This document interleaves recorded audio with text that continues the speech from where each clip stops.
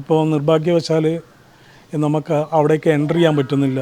ഇത് ഷാനിമോൾ ഉസ്മാൻ്റെ മരുമകൻ കൈയടക്കി വെച്ചിരിക്കുകയാണെന്നാണ് അറിയാൻ കഴിഞ്ഞത്. എഗ്രിമെൻ്റ് ചെയ്യുന്ന സമയത്ത് ഷാനിമോൾ ഉസ്മാൻ്റെ മകള് താമിയാണ് എന്നെ കോൺടാക്ട് ചെയ്തത്.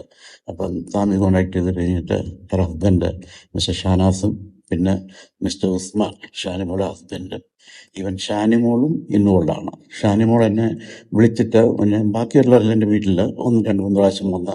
കോൺഗ്രസ് നേതാവും അരൂരിലെ UDF സ്ഥാനാർത്ഥിയുമായ ഷാനിമോൾ ഉസ്മാനെതിരെ ബംഗളൂരുവിലെ തങ്ങളുടെ അപ്പാർട്ട്മെൻറ്റുകൾ കൈയടക്കി വെച്ചിരിക്കുകയാണെന്ന് വെളിപ്പെടുത്തിക്കൊണ്ട് ചില പ്രവാസികൾ രംഗത്തെത്തിയിരുന്നു. ഇവർ തിരുവനന്തപുരത്ത് പത്രസമ്മേളനം നടത്തുകയും ആലപ്പുഴയിലെ ഷാനിമോളുടെ വീട്ടിലേക്ക് പ്രതിഷേധ മാർച്ച് നടത്തുകയും ചെയ്തിരുന്നു. ഇതേക്കുറിച്ചുള്ള വീഡിയോ DNA ന്യൂസ് പുറത്തുവിട്ടിരുന്നു. കുവൈറ്റിൽ വർഷങ്ങളോളം പ്രവാസിയായിരുന്ന ആളാണ് ചെങ്ങന്നൂർ സ്വദേശിയായ രാജൻ ജോർജ്. ബംഗളൂരിലെ ക്രൗൺ പ്ലാസ കെട്ടിട സമുച്ചയത്തിൽ 5 സ്റ്റുഡിയോ അപ്പാർട്ട്മെൻറ്റുകൾ സ്വന്തമായുള്ള രാജൻ ജോർജിനെ ഷാനിമോൾ ഉസ്മാൻ്റെ മകൾ ആസിയ തമി ഉസ്മാൻ വിളിക്കുകയും ആ അപ്പാർട്ട്മെൻറ്റുകൾ നടത്തിപ്പിനായി തങ്ങൾക്ക് വിട്ടു നൽകാമോ എന്ന് ചോദിക്കുകയും ചെയ്തു.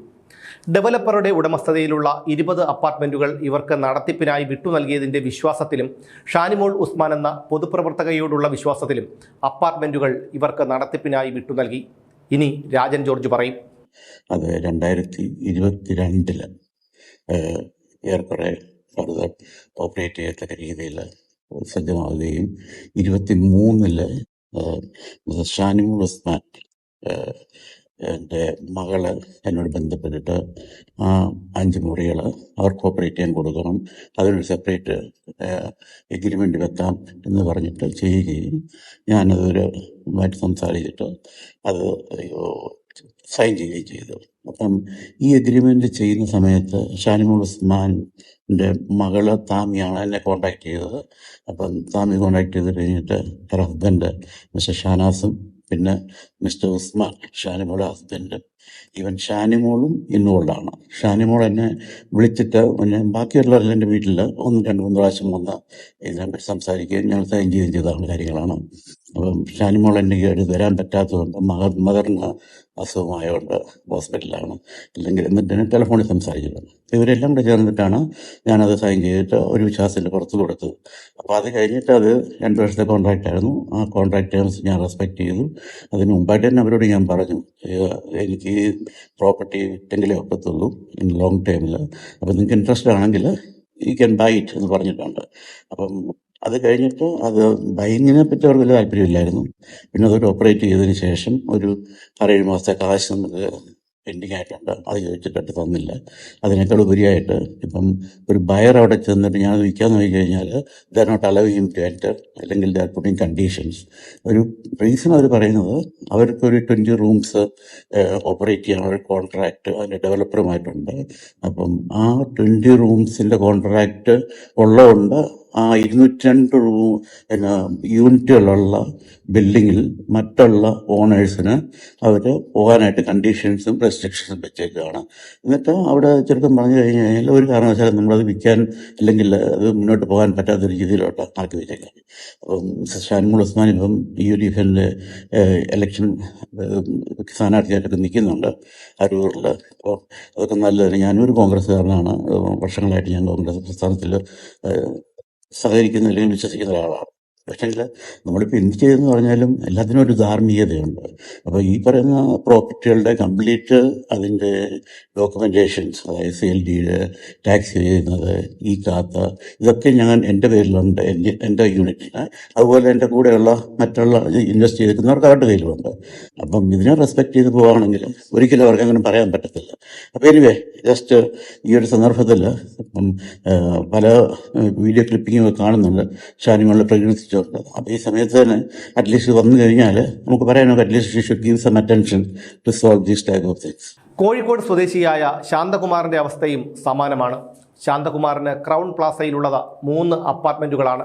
രാജൻ ജോർജിനെ പോലെ തന്നെ ഷാനിമോൾ ഉസ്മാൻ്റെ മരുമകൻ ഷനാസ് ഷാജഹാൻ തന്നെ വിളിക്കുകയും അപ്പാർട്ട്മെൻറ്റുകൾ നടത്തിപ്പിനായി വിട്ടു നൽകാമോ എന്ന് ചോദിക്കുകയും ചെയ്തു. ഷാനിമോളും ഭർത്താവും മകനും മകളും മരുമകനും കൂടി കോഴിക്കോട്ടെ ശാന്തകുമാറിൻ്റെ വീട്ടിലെത്തിയാണ് കരാർ ഉറപ്പിച്ചത്.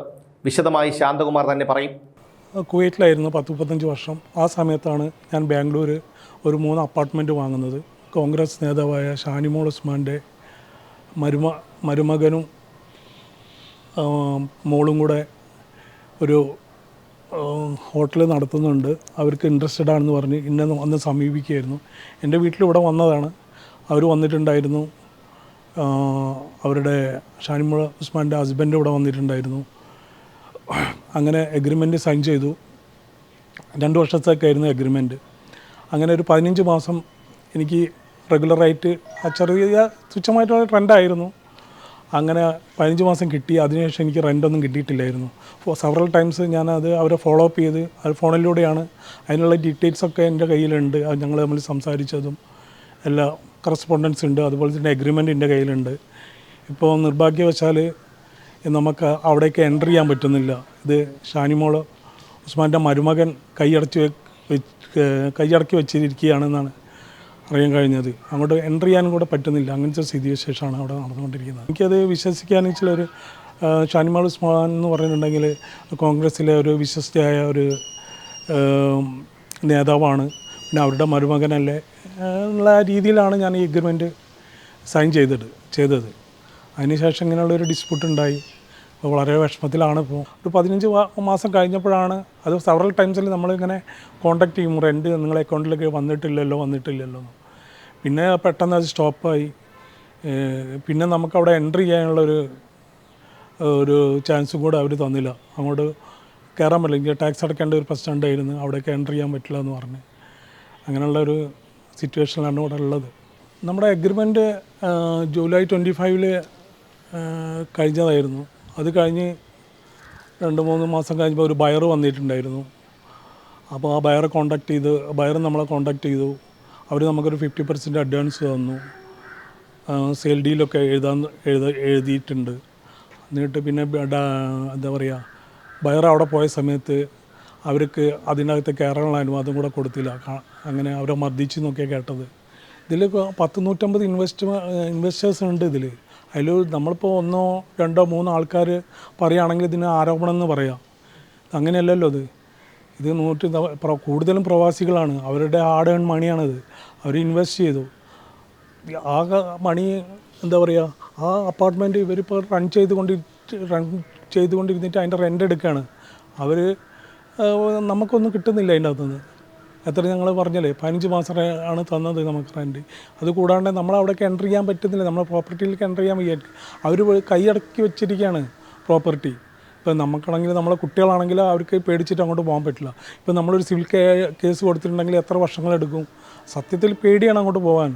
ഷാനിമോൾ ഉസ്മാനെ വിശ്വസിച്ചാണ് അപ്പാർട്ട്മെൻറ്റുകൾ ജോസഫ് ചാക്കോ ഉൾപ്പെടെയുള്ളവർ വാടകയ്ക്ക് നൽകിയതെന്നും ഇപ്പോഴുള്ള പ്രശ്നങ്ങൾക്ക് പിന്നിൽ അവരുടെ രാഷ്ട്രീയ സ്വാധീനമാണെന്നും അപ്പാർട്ട്മെൻറ്റ് ഉടമകളുടെ ലീഗൽ അഡ്വൈസർ അഡ്വക്കേറ്റ് KC ഫിലിപ്പും പറയുന്നു. ഏകദേശം 3 മാസം മെയിൻ്റനൻസ് കഴിഞ്ഞു. അത് കഴിഞ്ഞ് 6 മാസം റെൻ്റ് ഇല്ലാതെ ആ ഹോട്ടൽ സമുച്ചയം ഈ 20 റൂം ഹോട്ടൽ നടത്താൻ അവർക്ക് അനുമതി നൽകി. അതനുസരിച്ച് അവർ ഈ ക്രൗൺ പ്ലാസയുടെ പേര് മാറ്റി സാഖെ എന്ന് പറഞ്ഞ ഒരു ഹോട്ടൽ ആണ് അവിടെ ആരംഭിച്ച് അത് വർക്ക് ചെയ്തുകൊണ്ടിരിക്കുകയാണ്. അത് കഴിഞ്ഞ് 2023 അതായത് മെയ് 3-ാം തീയതി ഒരു എഗ്രിമെൻ്റ് ഉണ്ടാക്കി, റെൻ്റ് എഗ്രിമെൻ്റ് ഉണ്ടാക്കി ഈ 20 റൂമിന്. അത് 11 മാസത്തേക്കാണ് ഇതിൻ്റെ റെൻ്റ് എഗ്രിമെൻ്റ് ഉണ്ടാക്കുന്നത്. എന്നാൽ അത് കഴിഞ്ഞ് റെൻ്റ് എഗ്രിമെൻ്റ് ആയി കഴിഞ്ഞിട്ട് ഇത് റെൻറ്റിനെ സംബന്ധിച്ചൊരു തർക്കമുണ്ടായി. അപ്പോൾ ഒരു മാസത്തിൽ 1.25 ലക്ഷം രൂപ റെൻറ്റ് തരാമെന്നാണ് അവർ സമ്മതിച്ചിരുന്നത്. ജോസഫ് ചാക്കോ വളരെ ഇവരെ ഹെൽപ്പ് ചെയ്യാൻ വേണ്ടിയാണ് ആ ചെറിയ റെൻറ്റ് കൊടുത്തെന്നാണ് ഞാൻ മനസ്സിലാക്കുന്നത്. എന്നാൽ ഒരു മാസം സമ്മതിച്ച ആ പൈസ പോലും അത് പതിവായി കൊടുക്കാൻ ഏകദേശം എൻ്റെ അറിവനുസരിച്ച് 1 മാസത്തെ റെൻ്റ് കണ്ടേ അവർ കൊടുത്തിട്ടുള്ളൂ. അത് കഴിഞ്ഞിട്ട് ഇന്ന് വരെ അവർ ഈ പറഞ്ഞ റെൻ്റ് എമൗണ്ട് കൊടുത്തിട്ടില്ല. അത് കഴിഞ്ഞ് ബാക്കി എൻ്റെ അറിവിൽ ശാന്തകുമാർ എന്ന് പറഞ്ഞ ഒരു ഇൻവെസ്റ്റർ, പുള്ളിക്കും ഫ്ലാറ്റുണ്ട് അവിടെ, രാജൻ ജോർജിനുണ്ട്. അവരും ഷാനിമോൾ ഉസ്മാനിന് അവരുടെ റൂമുകളും കൊടുത്തു. അതും ജോസഫ് ചാക്കോ പറഞ്ഞിട്ടാണ് കൊടുത്തത്. അപ്പോൾ അങ്ങനെ അവർക്കും റെൻറ്റ് കിട്ടുന്നില്ലെന്നുള്ളതാണ് എൻ്റെ അറിവ്. അപ്പോൾ ആ റെൻറ്റ് എഗ്രിമെൻ്റ് നിലനിൽക്കുമ്പോൾ തന്നെ ഇവർ ഇത് എങ്ങനെയെങ്കിലും കൈയടക്കുക എന്നുള്ളൊരു ഉദ്ദേശത്തിലാണ് ഈ ഷാനിമോളുടെ മരുമകനും മകനും ആ ഗൂഢ ഉദ്ദേശത്തോടു കൂടിയാണ് അവർ പ്രവർത്തിച്ചുകൊണ്ടിരുന്നത്. അതനുസരിച്ച് അവരോട് ഈ റെൻറ്റിൻ്റെ തർക്കം വന്നപ്പോൾ അവരോട് ഒഴിയാനായിട്ട് ആവശ്യപ്പെട്ടു. ഇവരൊന്നും തയ്യാറായില്ല. ബിൽഡർക്കെതിരെ ഇഞ്ചക്ഷൻ അവർ ഫയൽ ചെയ്തു. ബിൽഡറെ അങ്ങോട്ട് കയറ്റാതിരിക്കാനുള്ള ശ്രമങ്ങൾ നടത്തി. അങ്ങനെ കേസുകളുണ്ടാക്കി എങ്ങനെയെങ്കിലും ഇത് അവരുടെ കൈയടക്കി കൊണ്ടു പോകാനുള്ളൊരു സമീപനമാണ് അവർ എടുത്തത്. ബാക്കിയുള്ള റൂമുകളുണ്ട്. ഈ 20-25 റൂം കഴിഞ്ഞുള്ള ബാക്കിയുള്ള റൂമുകൾ ഇവർക്ക് മറ്റുള്ളവരെ പ്രവേശിപ്പിക്കാതിരിക്കുകയാണ്. അപ്പോൾ അതിൽ അവരെ തടയണമെന്ന് ആവശ്യപ്പെട്ടുകൊണ്ട് കോടതി ഒരു ഇഞ്ചക്ഷൻ സ്യൂട്ട് ഓർഡർ ഇട്ടു. എന്നാൽ അത് അവിടെ കൊടുത്തപ്പോൾ അതുപോലും പാലിക്കാനായിട്ട് അവർ തയ്യാറാകുന്നില്ല. അതനുസരിച്ച് അവർ ആ സ്യൂട്ട് പോലും ആ ഓർഡർ പോലും അവർ വലിച്ചെറിയുന്നൊരു സമീപനമാണ് അവിടെ ഉണ്ടായത്. അപ്പോൾ അതാണ് അങ്ങനെയുള്ള ഇതിനു മുമ്പ് പല കാര്യങ്ങളും ഞങ്ങൾ പല അതോറിറ്റീസിൻ്റെ അടുത്ത് പരാതികൾ കൊടുത്തു. കർണാടകയിൽ തന്നെയുള്ള കർണാടക മുഖ്യമന്ത്രി, ആഭ്യന്തരമന്ത്രി, ഊർജ്ജവകുപ്പ് മന്ത്രി, അങ്ങനെ പല ആളുകൾ, പിന്നെ പല കോൺഗ്രസിൻ്റെ നേതാക്കന്മാർക്കും പരാതികൾ അയച്ചിട്ടുണ്ട്. എങ്കിലും ഇതൊരു പരിഹാരം ഉണ്ടാക്കാൻ ആരും മുന്നോട്ട് വന്നില്ല. അതാണ് ഒരു പത്രസമ്മേളനത്തിൽ കൂടി ഇത് പൊതുജന സമക്ഷം അറിയിക്കുക എന്നുള്ളൊരു തീരുമാനത്തിൽ NRSൻ്റെ ഈ പറഞ്ഞ നിക്ഷേപകർ എത്തിച്ചേരുന്നത്. എന്തുകൊണ്ട് ഷാനിമോൾ ഉസ്മാൻ ഒരു പൊതുപ്രവർത്തകയാണ്? ഒരു പൊതുപ്രവർത്തക എന്നുള്ള നിലയിൽ ഞങ്ങൾ അവരെ ബഹുമാനിക്കുന്നുണ്ട്. അവരെ ടാർണിഷ് ചെയ്യാനൊന്നും ഞങ്ങൾക്ക് ഉദ്ദേശമില്ല. പക്ഷേ ഒരു പൊതുപ്രവർത്തക എന്നുള്ള നിലയിൽ അവരിത് ഒരു NRSനെ ബാധിക്കുന്ന പ്രവാസി നിക്ഷേപകർ അത് പ്രായമുള്ള ആളുകളും രോഗികളുമായുള്ള ആളുകളാണ്.